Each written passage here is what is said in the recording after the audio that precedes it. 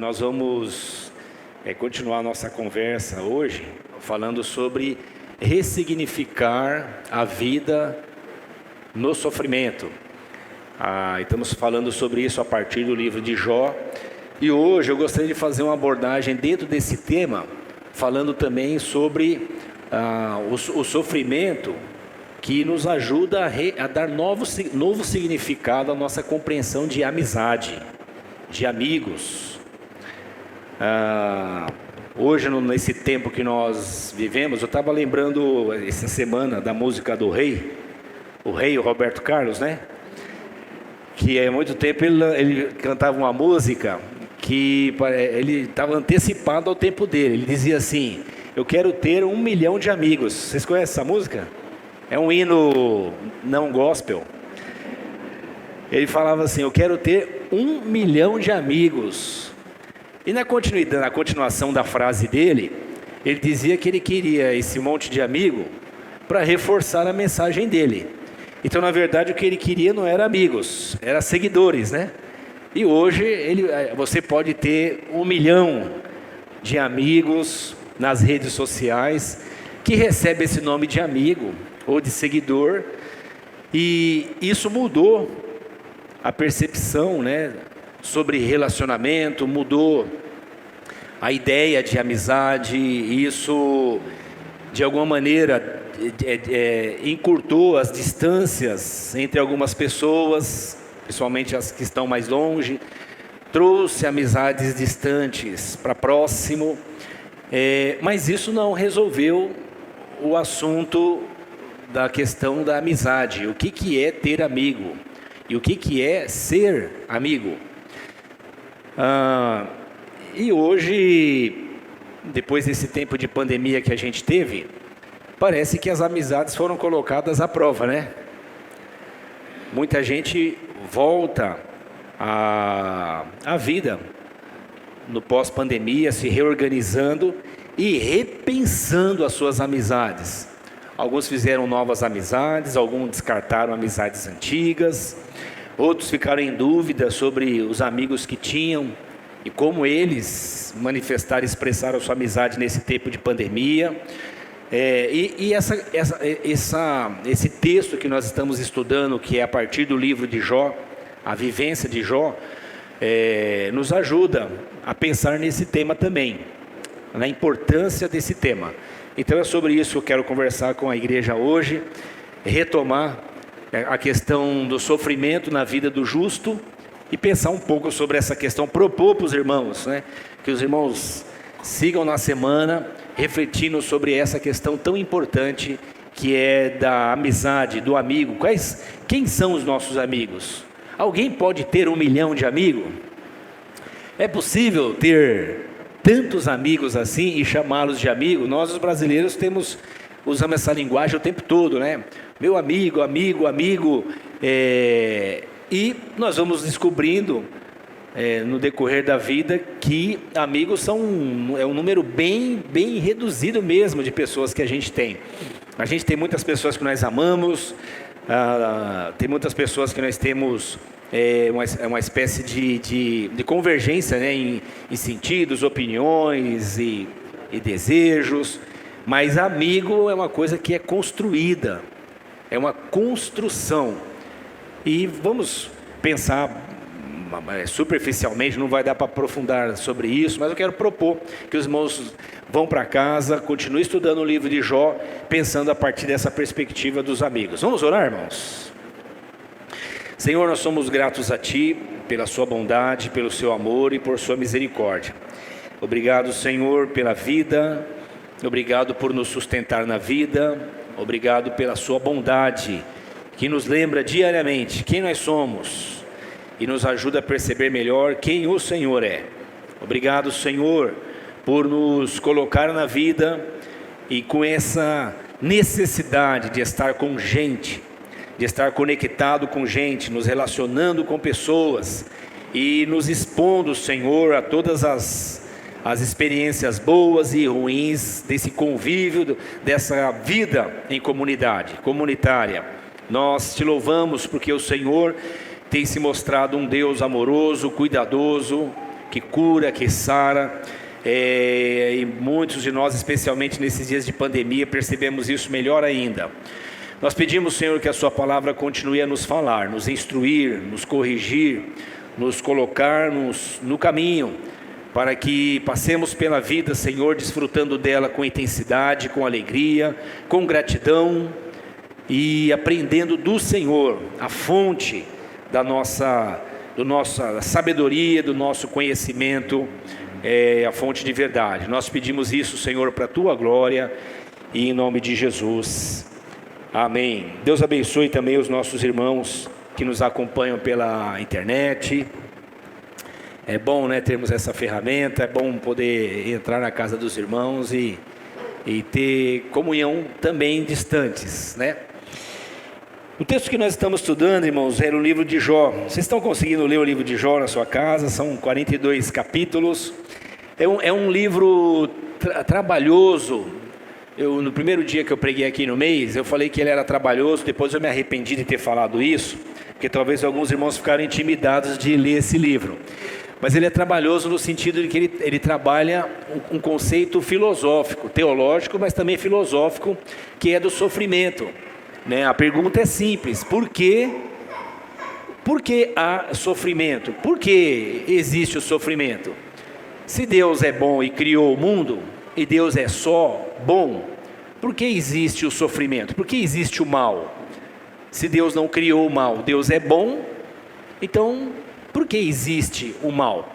Essa é chamado teodiceia, né? Uma discussão da existência que traz essa questão para todos nós. Por que eu sofro? Nós vermos alguém sofrendo já é ruim, mas é muito, muito comum, principalmente aquela pessoa que procura levar a sua vida de maneira correta, dentro daquilo que se chama regra, moral, ética, do que é certo. Quando essa pessoa sofre, é muito natural vir na mente dela a pergunta: por que eu? Por que essa perda comigo? Por que eu tive essa perda? Por que eu quebrei na pandemia? Por que só eu quebrei na pandemia? Por que só eu tive essa descapitalização, fiquei mais pobre na pandemia? Por que eu fiquei doente? Por que alguém que eu amo ficou doente? Por que comigo aconteceu isso? E é muito comum nós fazermos essa pergunta: por que a dor vem para mim? A Bíblia nos fala de homens tementes a Deus, como o próprio Jó, homens que amavam a Deus, homens que tinham vivência com Deus, e fizeram essa pergunta. A Bíblia nos fala, por exemplo, do salmista, que ele diz que começou a observar a vida dele, e a vida do não justo, daquele que não teme a Deus, daquele que não ama a Deus, e ele começa a chegar à conclusão que que vantagem tem em temer a Deus? Que vantagem tem em servir a Deus? Que vantagem tem em andar corretamente? Qual é a vantagem de fazer as coisas certas, se o mal vem para quem faz as coisas certas, anda corretamente, anda eticamente, anda moralmente dentro da sua possibilidade? Ele diz, por exemplo, que ele olha para o ímpio que não teme a Deus, e ele diz assim: o ímpio, ele chama de ímpio, aquele ímpio, irmãos, é o oposto do piedoso. Piedoso é o que ama a Deus, o ímpio é o que não ama a Deus. Então ele diz assim: ora, eu sou piedoso e amo a Deus, e estou observando que o ímpio que não ama a Deus, muitas vezes está com a vida mais folgada, mais tranquila, mais regalada do que eu que temo a Deus. Então, qual é a vantagem de temer a Deus? Se eu temo a Deus por causa do meu próximo, para que haja uma existência melhor, de convivência melhor com as pessoas que estão ao meu redor, e eu faço esse esforço, então vivo de maneira piedosa, mas sofro e olho para alguém que não teme a Deus e sofre menos do que eu, dá a impressão que eu estou me privando de coisas que Deus diz para eu me privar, e ainda sofro a pena. E algumas pessoas que não ouvem a Deus, então faz o que dá na telha. O salmista chega a dizer, irmãos, ele fala assim: o ímpio se veste de violência, põe colares de violência e diz: onde está Deus? É aquele que rouba, que espanca, que engana, aquele que violenta, aquele que não respeita o direito do outro, nem o direito à palavra, nem o direito ao corpo, nem o direito à vida, nem o direito a nada. E ele diz: e essas pessoas parecem que estão sempre bem, e eu que estou fazendo as coisas direito, estou sofrendo, estou perecendo. E aí então ele conclui que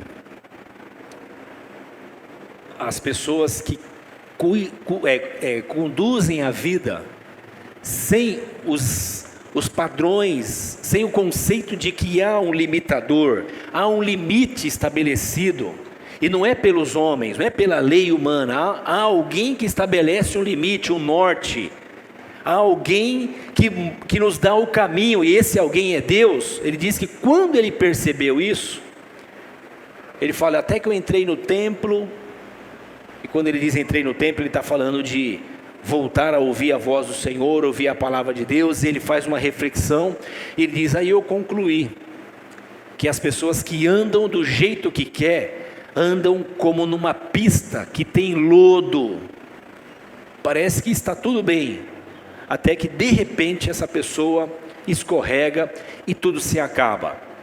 É claro que ele não está vibrando com a queda daquele que não teme a Deus, mas ele está refletindo, ele está dizendo que o tempo é que mostra, é que prova que ouvir e andar com Deus é melhor do que ouvir e andar na sua própria vontade. E Jó também vive essa experiência. A Tamires acabou de ler esse texto. Abra aí a sua Bíblia no livro de Jó.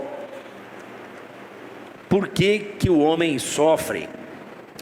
Por que que nós sofremos? O livro de Jó, irmãos, a mensagem central do livro de Jó é sobre graça. O livro de Jó traz uma mensagem sobre a graça. E a graça é uma coisa que normalmente nos escapa. Nós temos dificuldade de absorver o conceito de graça, embora a gente adore desfrutar dela. Normalmente o religioso tem essa ideia que é graça para mim e lei para o outro. Graça é o conceito fundamental de graça, irmãos, é não mérito. E o livro de Jó, ele fundamentalmente nos traz essa ideia de graça, que não é uma novidade. Graça é o conceito de que tudo que eu recebo vem de Deus, e não vem porque eu mereço. Só que como que se tira da minha e da sua cabeça a ideia de que a gente não merece? Porque a gente nasce com esse conceito de que você merece. Se eu perguntar aqui para qualquer um de nós: você não acha que você merece o que é bom? A nossa resposta mais natural é: sim, eu mereço o que é bom. Eu mereço o bem, eu mereço a felicidade, eu mereço a prosperidade, eu mereço saúde. Eu mereço ter. Nós concordamos com isso, irmãos? Todo mundo aqui entende isso, que merece. Eu mereço ser feliz, dá licença? Se você conversar com qualquer pessoa na rua, ele vai dizer que está fazendo o que faz porque ele merece ser livre, dá licença? Dá para você não falar para mim o que eu tenho que fazer? Eu sou livre, eu mereço isso? Inventaram esse papo que nós somos livres, né, irmão? Vocês sabem disso. Por exemplo, fala-se muito de liberdade e livre-arbítrio. Livre-arbítrio é você ser livre para fazer o que você quer. Mas se você é livre para fazer o que você quer, você não deveria ser punido porque fez o que queria errado. Eu não deveria ser punido. Se eu estou sendo punido, é porque alguém acima de mim está me trazendo uma punição. Logo, eu não sou livre para escolher o que eu quero. Eu escolho e sofro as consequências das minhas escolhas. Isso quer dizer que eu não sou livre, porque Deus é livre. Deus não sofre as consequências das escolhas dele, porque não tem alguém sobre ele dando ordem para ele. Quando eu sofro alguma consequência, é porque eu quebrei uma regra. Por exemplo, se eu pular de um lugar alto, a tendência não é eu ir para cima, é eu ir para baixo. E eu posso me machucar se o lugar for muito alto. Então alguém diz, eu tenho livre-arbítrio de pular. Você teria liberdade de pular se você pulasse e não caísse. Mas tem uma regra acima de você que te atrai para baixo. E quando essa regra te atrai para baixo, ela está dizendo que você não é livre. Ela manda em você. Você entendeu? Isso se aplica para todas as outras áreas da nossa vida. Então quando eu faço alguma coisa que me faz mal ou faz mal ao outro, é porque eu não sou livre. Eu tenho opções de escolha, que é escolher com sabedoria ou sem sabedoria, escolher bem ou escolher mal, mas livre eu não sou. Alguém diz, eu sou livre para sair correndo aqui, ó, e ninguém me segura. Eu sou livre. Aí você sai correndo, o carro bem... Ué, você foi livre para correr. Só que tem uma regra que diz que ali tem uma avenida que você tem que olhar para os dois lados antes de atravessar. Essa regra é maior do que eu e você. Se ela é maior do que eu e você, nós não somos livres. Então esse conceito de liberdade é uma criação humana, não é um conceito das Escrituras. Mas junto com o conceito de liberdade vem o conceito de mérito. Eu tenho direito, eu mereço. E quando eu penso que eu tenho mérito, que eu mereço alguma coisa, eu estou automaticamente colocando junto com essa ideia um conceito de crédito. Por que eu mereço? Porque eu tenho um like lá em algum lugar, eu tenho um positivo, eu tenho um saldo positivo. É isso? Tudo bem, irmãos, aqui? Então, por que eu mereço? Sua mãe, seu pai, já em algum momento já deve ter dito, você merece uma surra. Aí você diz, por quê? Na minha casa, que eu tenho 9 irmãos, toda vez que um apanhava, já pensava logo, por que eu? O outro também faz isso errado, e só eu que apanho. Não era assim? E minha mãe às vezes costumava bater em mais de um para acalmar os corações, para trazer didática de sabedoria, e ajudou bastante. Bom, então eu mereço, eu tenho mérito, é natural isso. E quando eu penso que eu tenho mérito, é porque eu tenho crédito. Pense nisso. Mérito tem a ver com crédito. Só que quando nós estamos falando da vida, o meu crédito é com quem? Crédito é alguma coisa que eu acumulo a favor, para o meu próprio benefício, não é? Eu acumulei isso. Então eu tenho um crédito, tenho o crédito positivo e negativo. Eu estou falando aqui que normalmente a gente pensa no crédito positivo, né? Então eu tenho crédito, não é? Por exemplo, numa casa onde tem um filho mais obediente, o crédito dele é que ele é menos corrigido. O que tem é menos obediente, qual que é o crédito dele? É negativo, então ele é mais corrigido. Mas é crédito, tem a ver com crédito. Quando eu e você pensamos na vida, na existência, a primeira questão que vem é, o seu crédito e o meu é com quem? O que eu e você fizemos para virmos a vida? Quem decidiu que eu viria para a vida? Eu? Você decidiu que viria? Você não decidiu nem seu nome. Olha que coisa, né? Você não decidiu onde você ia nascer. Você não decidiu quem você seria filho de quem. Então nós já chegamos não decidindo nada. Nós já chegamos sem opção de escolha. Nós já chegamos recebendo. De novo a pergunta, onde está o meu crédito? Você percebe essa questão, irmão? Sim ou não? Está simples para perceber? Eu tenho crédito com quem? Se a vida vem de Deus, e nós que cremos na Bíblia acreditamos nisso, a vida vem de Deus, Deus é a fonte da vida. Se eu estou na vida, é porque Ele a deu para mim, e eu não tenho crédito com Ele. Se eu não tenho crédito, qual é a outra coisa que eu não tenho? Qual que é? Pode falar, gente. Como é que é? Nós estamos falando de mérito, né? Vocês falaram mérito? É que eu não estou ouvindo, eu estou meio surdo hoje aqui. Se eu não tenho crédito, eu não tenho mérito. Então nós estamos, sempre que oramos aqui, nós agradecemos a Deus por Ele nos dar a vida e por nos manter nela. Você diz, não, mas eu tenho o meu mérito. Eu é que ralo, eu que acordo cedo, eu é que vou para a briga, eu que vou para o pau, eu é que enfrento a vida. Olha que interessante, que bom que você faz isso, e é necessário que eu e você façamos isso, e é necessário que eu e você nos preparemos para fazer isso cada vez melhor, para que isso nos traga melhores recursos para nós e para a nossa família. Mas eu estar na vida já é bondade de Deus, eu permanecer vivo é misericórdia de Deus.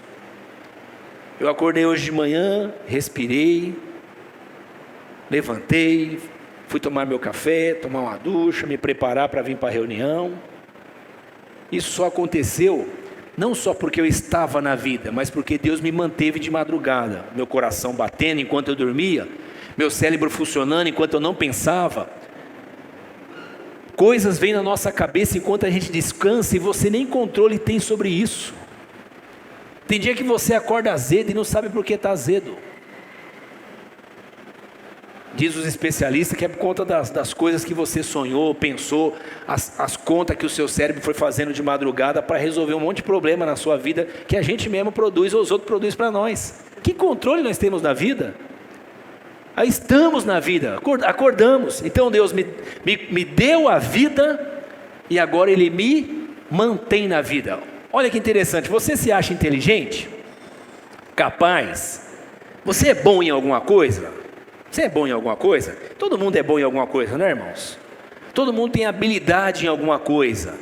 E você aperfeiçoou essa habilidade. Mas quem te deu essa habilidade? Você que criou ela? Ou ela já está dentro de você? Você só aperfeiçoa ela? Você pode desenvolver novas habilidades, mas elas estão sempre latentes dentro de você. Quem te deu isso? São essas habilidades que normalmente te trazem recursos humanos, financeiros, de tempo, e ajuda você a se manter na vida. Mas Deus te dá a vida e Deus te mantém na vida. Onde está o mérito? Onde está o mérito? Que mérito nós temos? Eu posso ter um crédito, irmãos, na empresa que eu trabalho. Eu posso ter um crédito onde eu desenvolvo a minha atividade, no comércio, que eu tenho um crédito, porque as pessoas me veem atender bem, me veem tararã. Mas quem me dá essa habilidade é Deus. Está claro aqui, irmãos? Nós estamos falando, irmãos, de um assunto básico, fundamental. E isso ajuda eu a ajustar o conceito de mérito. Eu não tenho crédito com Deus para existir. Eu não tenho crédito com Deus para ser mantido na vida. Se você ler o livro de Eclesiastes, e eu sugiro que você leia o livro de Eclesiastes, mas vai com o estômago preparado. Porque tem gente que lê o livro de Eclesiastes e acha que o escritor estava desviado. Porque ele trata a vida como ela é. Ele diz, eu vi gente boa morrer cedo e vi gente ruim viver muitos anos de vida. Você também já viu isso? Ora, onde está a justiça de Deus? Onde está a bondade de Deus? Se o cara que é bom morre cedo e o cara que não é bom morre tarde, onde está a justiça de Deus? E por que a gente se incomoda? Porque nós somos justos? Nós nos sentimos justos, irmãos? Nós não temos essa sensação que nós somos justos? Você não fica bravo quando você vê, por exemplo, alguém fazer o mal para o outro, ou alguém fazer o mal para você, ou alguém roubar, alguém tomar alguma coisa de alguém bater uma carteira, alguém fazer uma violência, você se sente indignado. Você fala, essa peste deveria morrer, deveria isso. E aí você pode ter a experiência de ter uma peste dessa dentro da sua casa, ser o seu sangue, ser seu filho, ser seu irmão, ser você mesmo. E aí você começa a falar, não, tem que ter oportunidade. É a sociedade, é a injustiça dos homens, é a política. E aí nós vamos ajustando o nosso conceito de justiça. Não é assim? É assim com vocês, irmãos? É assim com vocês? Eu já dei algumas vezes para vocês aqui, falei algumas vezes, de eu ir fazer visita no presídio e ver lá uma fila gigante de mulheres com uma mochila na mão, cheio de alimento que vai levar para os filhos, que é o jumbo, né? Por que elas estão indo lá? Porque são os filhos delas que estão lá. E aquele filho dela que está lá é um filho amado, é um filho querido, é um filho... Ela não vai apoiar, não vai adular, vai dizer que ele está lá mesmo, e tem que estar lá mesmo, e tem que ser disciplinado mesmo, mas pergunta para ela se ele quer que ele morra. Ela vai dizer que não. Nós vivemos esse conflito, irmãos. Você está na rua, e um motoqueiro, e eu vou usar o exemplo do motoqueiro, porque parece que acontece com quase todo mundo, ele te dá aquela fechada sobrenatural, né? Eu vejo uns na rua que eu tenho a impressão que eles vivem em outro mundo, mas eles vêm assim e dá aquela fechada em você. Você fala, que desgraça, uma peste dessa, quase faz eu machucar ele. Aí você amaldiçoa, e daqui a pouco você está andando um pouquinho mais, e está um cara caído ali na frente, que sofreu um acidente, e você fala, meu Deus, o que é essa pessoa, sabe que eu posso ajudar? E você já se compadece de alguém que sofreu um acidente ali na frente, você não sabe nem quem é. Você já passou na rua e viu alguém atropelado, e você para e dá aquela olhada e fala, meu Deus, o que será que aconteceu com essa pessoa? E isso te toca? Você já teve essa experiência? Então, olha que interessante, num minuto você quer condenar alguém, no outro você lida com essa compaixão natural que Deus colocou em nós. Esse é o nosso conceito de justiça. Então, de novo, quando nós questionamos por que nós sofremos, nós estamos falando de que justiça? A de Deus ou a nossa? Essa nossa que ora quer matar, ora quer ajudar a socorrer para que o outro não morra. O livro de Jó, irmãos, fala sobre graça. O conceito de graça é não mérito. Não mérito é a ideia de que eu e você não estamos com nada. Eu sei que não é legal ouvir isso. A gente estava numa reunião do presbitério ontem, estávamos falando da necessidade de darmos mais acesso às pessoas, aos conteúdos que nós produzimos aqui. E um dos nossos irmãos, conversando, a gente concluiu isso. O que a gente ensina aqui não vende. O que a gente ensina aqui não vende, não é vendável, não é comercialmente aceitável ao ouvido das pessoas. Uma delas, por exemplo, é o que eu estou dizendo aqui: você não está com nada. Gostou? Os irmãos que estão em casa, irmão, você não está com nada. Gostou? Alguém fala assim, vou colocar no futebol, vou ver o Palmeiras de novo fazendo gol que eu ganho mais. Você não está com nada. E de onde nós tiramos isso? Das Escrituras, que nos ensinam o conceito de graça. O conceito de graça é não mérito. Você não tem mérito com Deus. Eu não tenho mérito com Deus. Logo, nós já chegamos diante de Deus numa postura de quem está agradecido. E não com um caderninho anotando o que Deus deve para mim e o que Deus deve para você. Se eu e você tivéssemos agora, irmãos, a oportunidade, nós temos essa oportunidade de fazer isso quando nós oramos, sempre. Mas vamos uma situação hipotética aqui. Vamos imaginar que eu e você agora iríamos entrar na presença de Deus e entrar na sala de Deus, na sala do trono, do Deus Criador dos céus e da terra. E você tem um bloquinho de notas na mão e um lápis. O que você iria fazer diante dele? Ia anotar os seus pedidos? Ou ia ficar atento para ouvir o que ele diz para você, anotar a orientação dele? O que você iria fazer? Anotar os seus pedidos ou anotar a orientação dele? O que nós iríamos fazer? Quando estamos muito impregnados da ideia de mérito, de que merecemos, sempre vamos diante de Deus com um bloquinho de nota para fazermos pedidos. Pedido é mais ou menos assim: ei, garçom, você, fiz 3 e você não já teve a experiência de agradecer a Deus pela manhã e até o meio-dia você está reclamando de alguma coisa que não aconteceu? Então o garçom atendeu 2 pedidos, não atendeu o terceiro, você já está bravo com ele. Isso é a nossa noção de mérito, incutida em nós, dentro da nossa cabeça.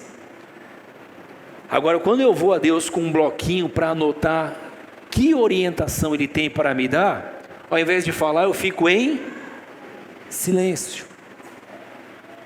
Olha o que o Senhor fala com Jó, no capítulo 42, que é quando, na verdade, Jó vai respondendo a perguntas que o Senhor faz a ele. O Jó é um cara gente boa, todo mundo já sabe disso. É muito provável que nenhum de nós aqui sofremos o que Jó sofreu. É muito provável que nenhum de nós aqui tenhamos sofrido o que Jó sofreu. Eu com certeza não. Mas, pelo que eu leio aqui no capítulo 1 do livro de Jó, ele era mais gente boa do que eu. E é possível que ele seja mais gente boa do que um monte de gente aqui. Tudo bem, pessoal? Só que se ele era mais gente boa do que eu e você, ele também sofreu mais do que eu e você. Quando eu penso com a cabeça do mérito, eu questiono isso. Quando eu entendo que não há mérito em mim, eu quero ouvir o que Deus quer ensinar para o Jó, porque alguma coisa muito importante está acontecendo aqui.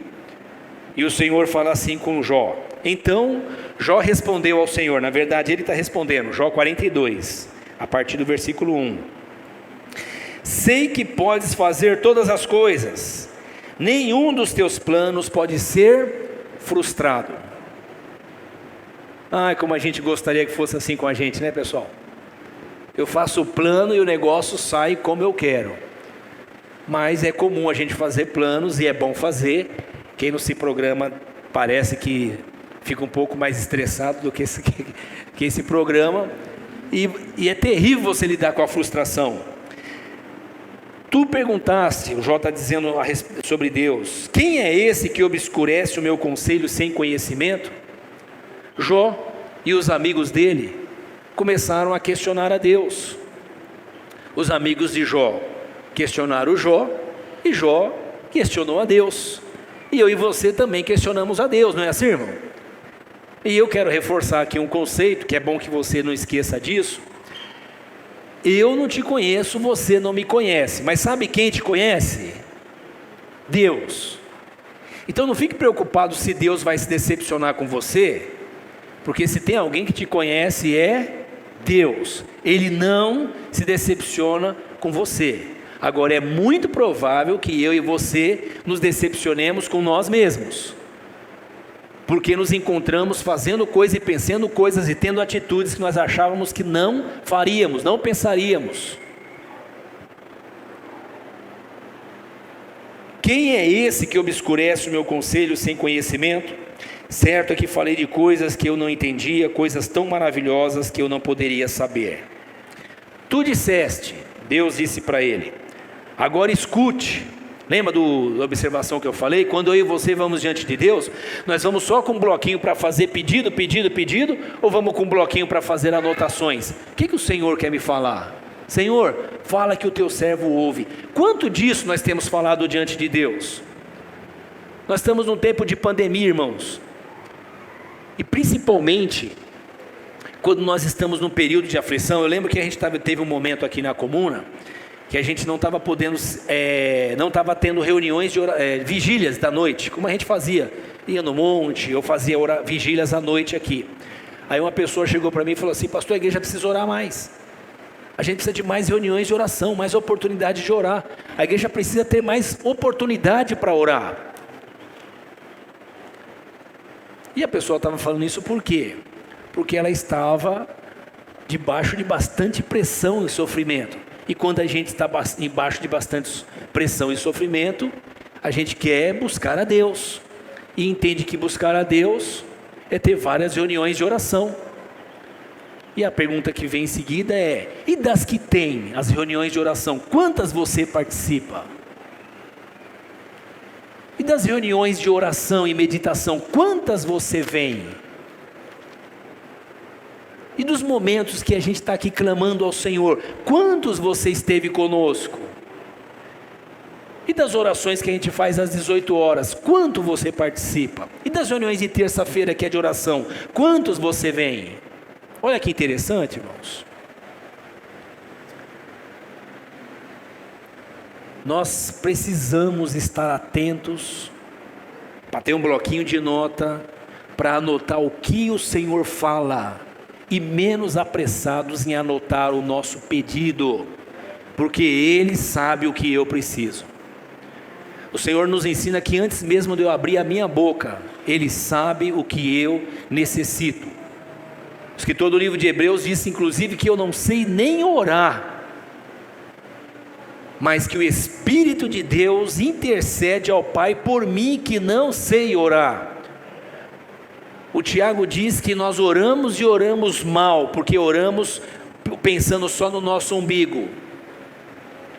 Olha que interessante. E quando eu e você estamos desfrutando da graça, nós oramos o tempo todo.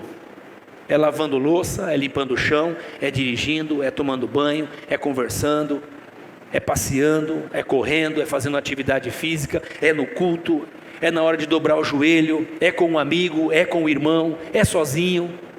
Não é assim, irmãos? Por quê? Porque você já entende que é graça. E você pede inclusive graça para Deus te levar à oração, porque nós naturalmente não queremos orar. Nós oramos quando o barco começa a querer afundar. Não é assim? E que bênção que há irmãos que podem orar aqui conosco. Que bênção que há momentos de oração no culto. E que bênção que nós podemos contar ao Senhor a nossa aflição. Mas esteja atento para ouvir. Ouça. Tu disseste, agora escute. Deus falando com Jó. Escuta, Jó, e eu falarei. Eu vou fazer perguntas e você vai responder, Jó. E aí o Senhor começa a fazer perguntas para Jó, perguntas como essa que está no capítulo 40, abra aí a sua Bíblia, volta uma folhinha só aí, no capítulo 40, o Jó, irmãos, é gente boa,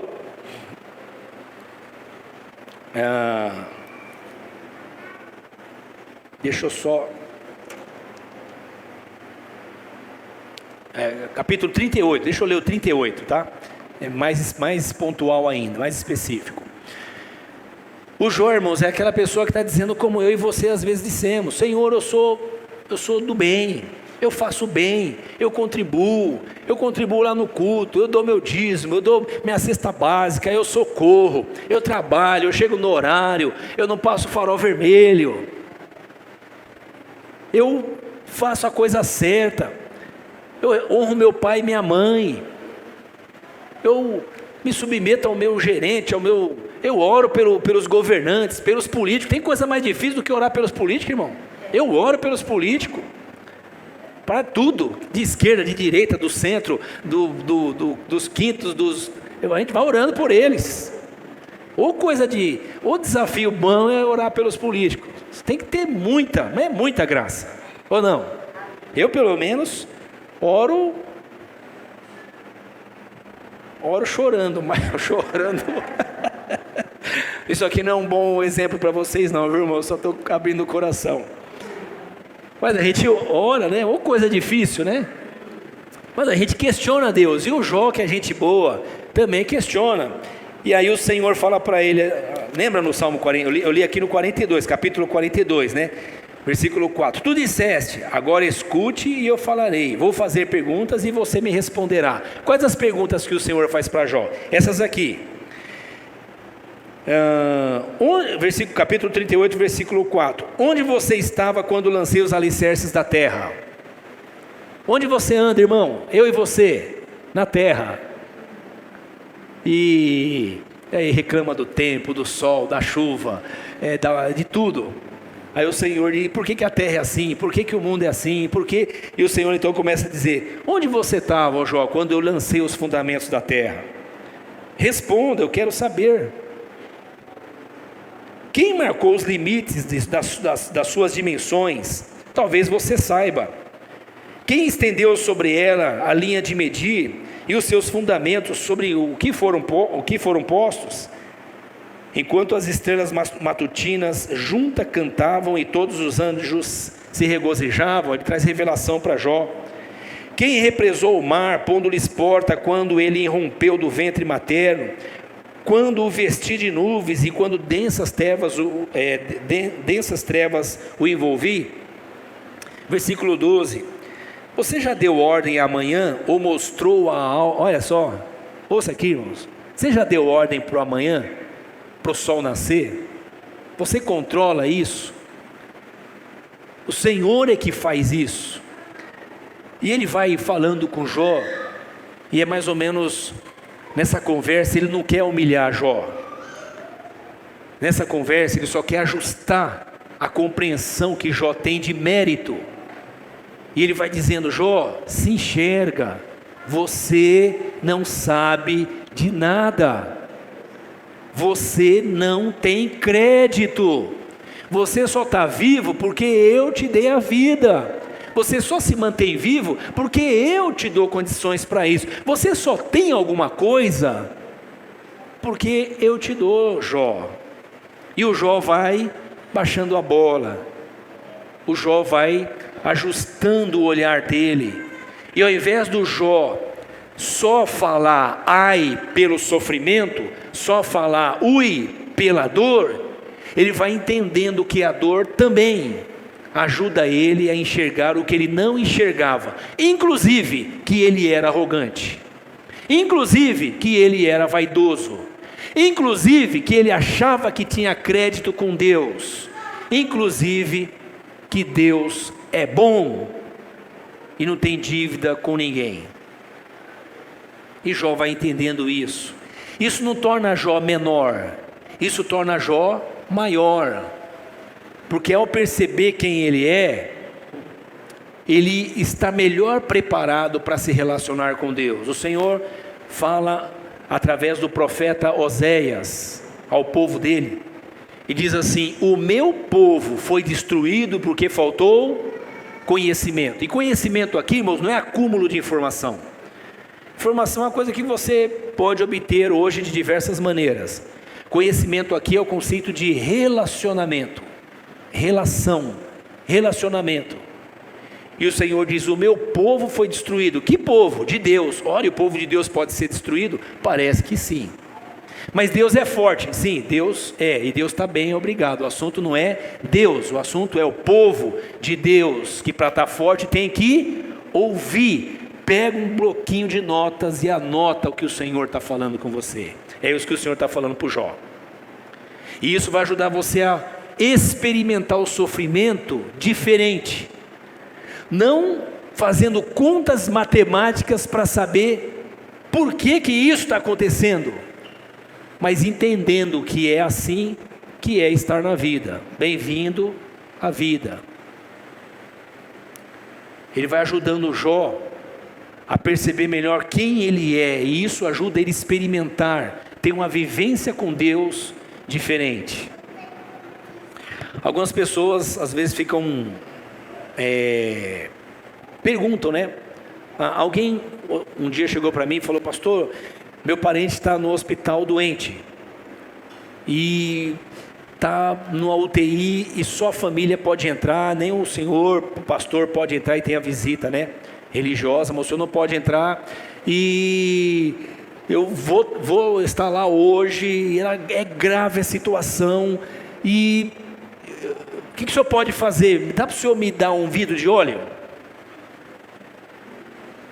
Pensei, se eu vender eu levanto uma grana aqui. Mas a gente não faz isso aqui, né, irmãos? Não pensei isso não.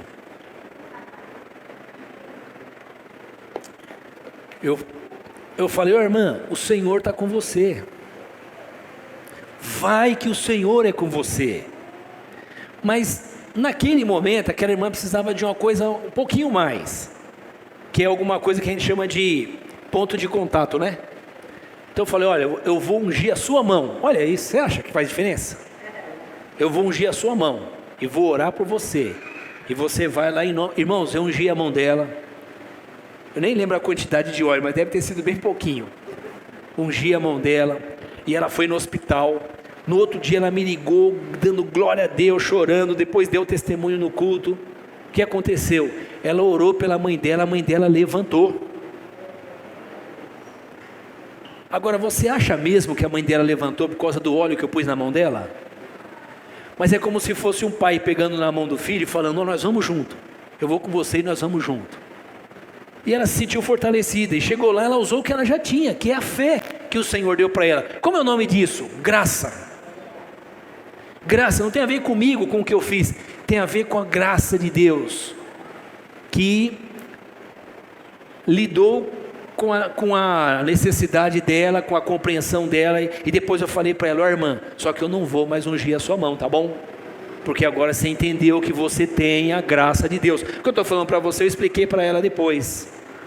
Então, às vezes, algumas pessoas sentem falta de algumas coisas que a gente poderia fazer, como sinal, como ponto de contato, que ajuda essa pessoa a ter mais segurança e mais força, e a convicção de que Deus está mais com ela. Mas a graça nos ensina o contrário, que eu e você não precisamos de nada disso, porque o Senhor, o Deus de Jacó está conosco, o Senhor dos exércitos está conosco, o Deus de Jacó é o nosso refúgio. O Senhor está conosco, o Senhor está comigo, o Senhor está com você. Isso é graça. E não é porque você não errou, não falhou, deixou de pecar ontem, deixou de fazer uma coisa errada anteontem. A graça de Deus não depende de mim, não depende de você, não dependeu do Jó. É graça, não tem mérito, não tem crédito. O Senhor faz essas perguntas para o Jó. Olha o que o Jó responde, irmãos. Os irmãos vão ver aqui que o sermão de Jó é grande. Ele tem um sermão grande, porque a gente, para se justificar, fala bastante, é ou não é, pessoal? Vocês são assim também ou não? Se justifica aí, você faz o Jó também. Você já viu criança quando quer explicar para a mãe e para o pai por que fez a coisa errada? Ela dá um nó, dá nó até em pingo d'água, né? O Jó está querendo dar nó aqui, irmãos. E o sermão dele é grande, leia lá na sua casa. Mas olha o que ele fala, ouça aqui, irmãos, olha que bacana. Quando a gente ouve o Senhor, a gente fala menos, irmãos. Quando o Senhor pergunta para o Jó: Jó, onde você estava? Quem é você para questionar o meu entendimento? Aí o Jó diz assim, versículo 5.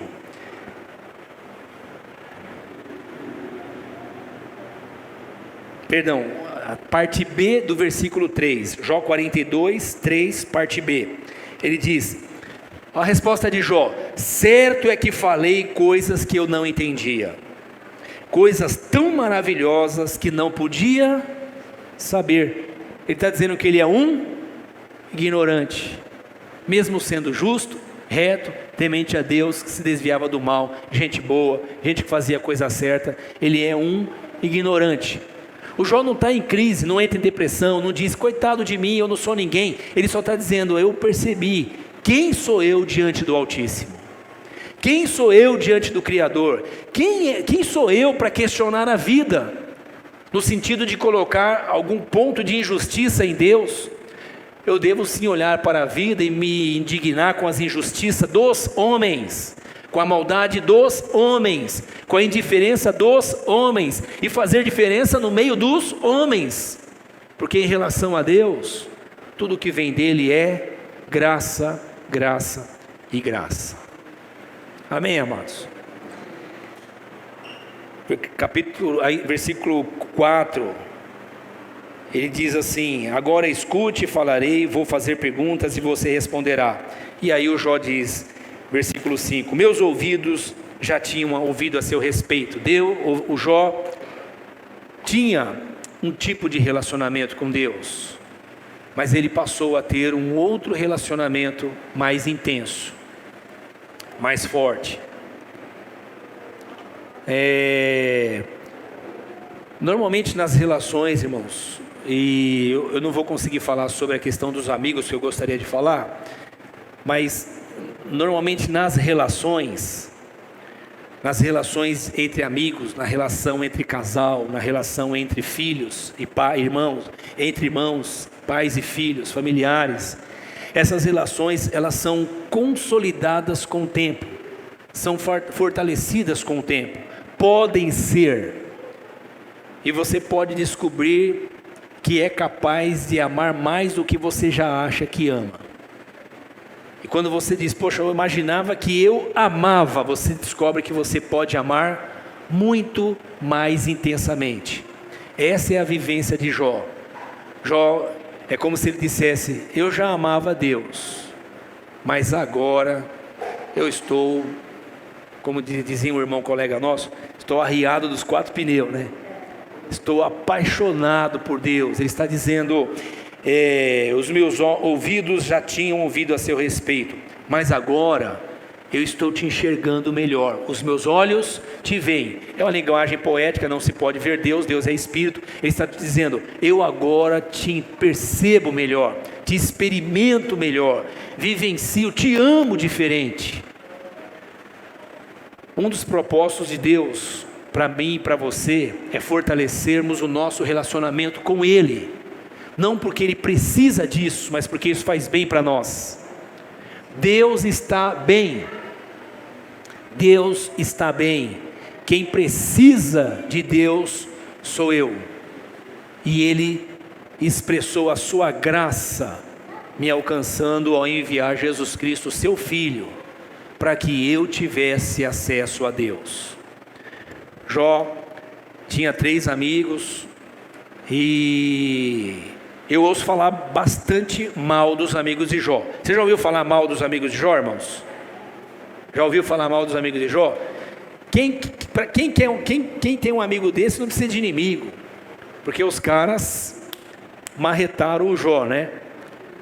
Mas a amizade é algo que nós construímos, e a nossa amizade boa começa com Deus, tendo relacionamento com Ele.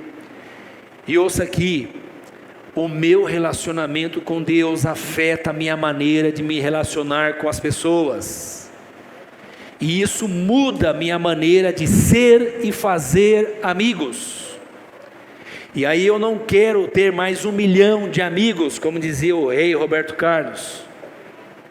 Eu preciso ter um amigo. Jesus conversa com os seus discípulos, e ele fala de vários níveis de relacionamento, mas um dos últimos que ele diz é esse: eu já não chamo vocês de servo, mas chamo vocês de amigos, porque o amigo não esconde as suas coisas para o outro. Amigo fala para o outro o que está acontecendo, e eu estou revelando para vocês as coisas do meu Pai. Deus nos chama para sermos seus amigos. Mas você já teve a experiência de querer ser amigo de alguém que não quer ser seu amigo? Não há reciprocidade, não há resposta. O Senhor nos chama para sermos amigo. O meu povo foi destruído porque faltou relacionamento. Jesus diz aos discípulos: eu não chamo vocês de servo, eu chamo vocês de amigo. O amigo sabe o que o outro, as intimidades do outro. A palavra do Senhor diz assim, que o Senhor não nos deu espírito de medo, mas espírito de adoção. E nós temos o Espírito de Deus que penetra todas as coisas, ainda as profundezas de Deus. Então Deus se revela a mim e a você como nosso amigo, porque isso afeta o meu jeito de fazer novos amigos. A amizade de Deus é tudo o que eu preciso, mas como ser humano, nós precisamos de gente do nosso lado. E você pode até criticar os amigos de Jó, mas eu quero encerrar, como não vai dar para falar sobre os amigos, te dando uma sugestão. Jó, quando entra naquela série de perdas, a crise, a pandemia pega Jó, irmãos. Só que ela não vem para o mundo, ela vem só sobre o Jó. Então, morre os filhos, ele perde a casa, ele perde os animais, ele quebra na bolsa de valores, ele quebra como empresário, a mulher dele fala, abandona o seu Deus também que não está servindo para nada, é uma expressão dela. Mas quem vem ficar com ele? 3 amigos. Eles ouvem o que está acontecendo com Jó, eles saem do lugar onde eles moram, viajam alguns dias, chegam perto de Jó, e a Bíblia diz assim: quando eles olham para Jó, eles veem a condição física de Jó, eles choram, rasgam as suas roupas. Essa era uma prática da cultura da época para exprimir sentimento de tristeza, de luto, de dor. Eles rasgam a sua roupa, senta perto de Jó, pega pó e joga na cabeça deles, que é uma outra expressão de estamos na mesma condição que você. Ficam 7 dias com Jó sentado, sem abrir a boca. Quantos amigos você tem assim? Quantos amigos eu tenho assim? Vamos melhorar a pergunta? Eu sou amigo assim de quem? Você é amigo assim de quem? E eles oram por Jó, e eles clamam a Deus por Jó, e eles então começam a conversar com Jó, tentando ajudar Jó, mas querendo defender Deus. E toda vez que eu e você queremos defender Deus, o que nós fazemos? Matamos o amigo. Deus não precisa de defesa. Deus é autossuficiente. Se eu e você formos amigos dele, quem andar conosco vai querer ser amigo dele, porque é bom ser amigo de Deus. Eu vou encerrar por aqui e gostaria que você levasse esse pensamento para sua casa. Quantos de vocês, quantos de nós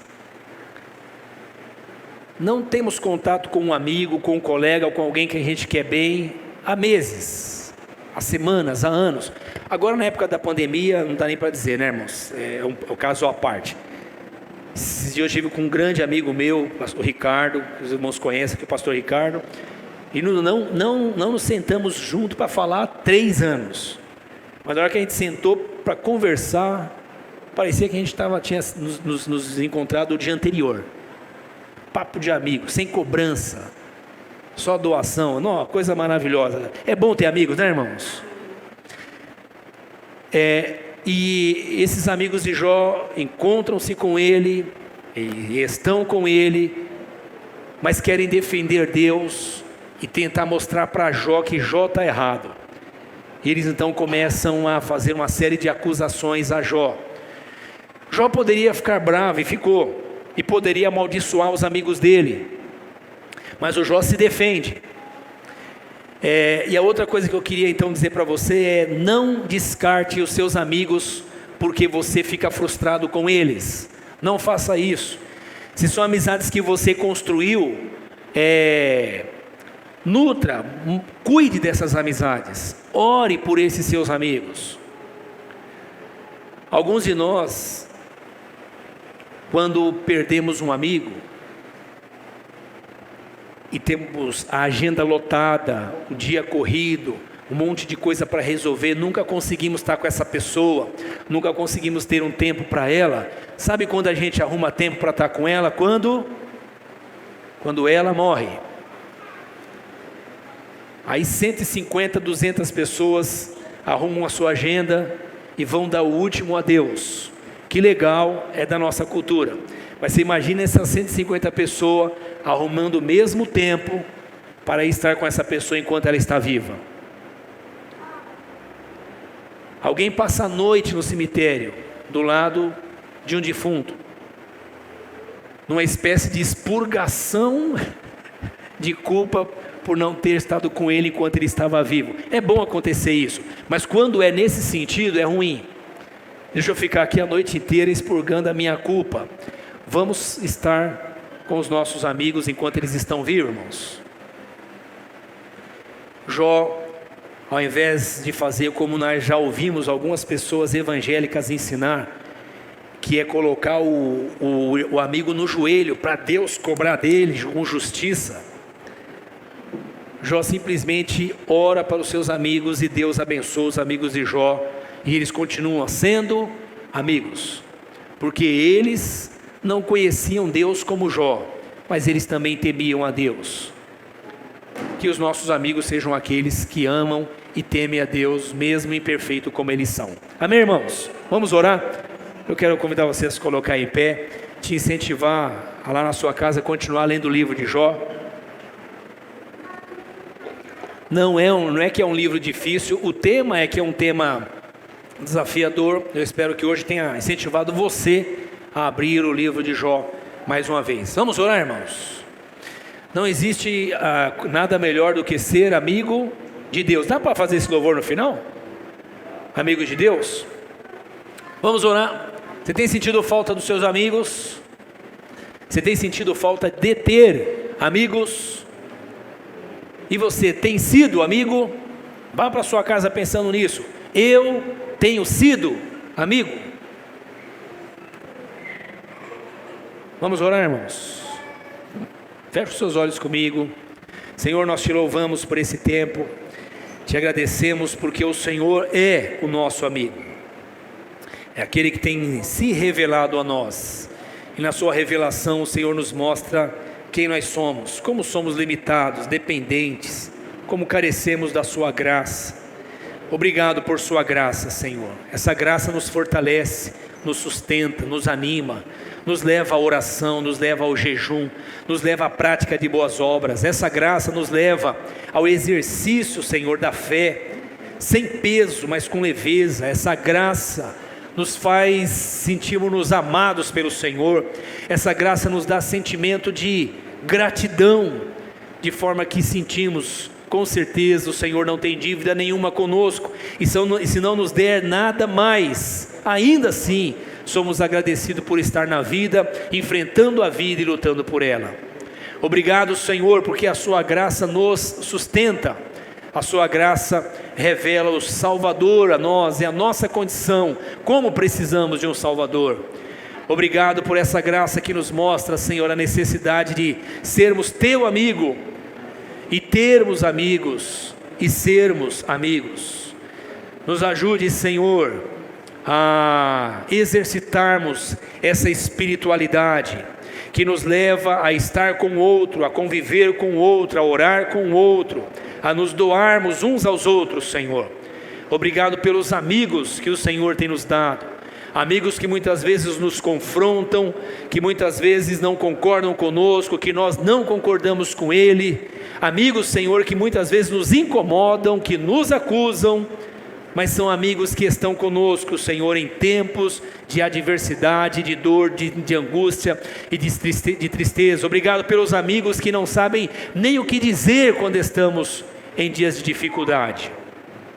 Nós oramos, Senhor, que esses dias de superficialidade, que esses dias de amigos virtuais, que esses dias de amigos distantes, de milhões de amigos, Senhor, não nos roube a compreensão da necessidade de sermos e termos amigos que amam ao Senhor, que temem o teu nome e que nos ajudam na caminhada.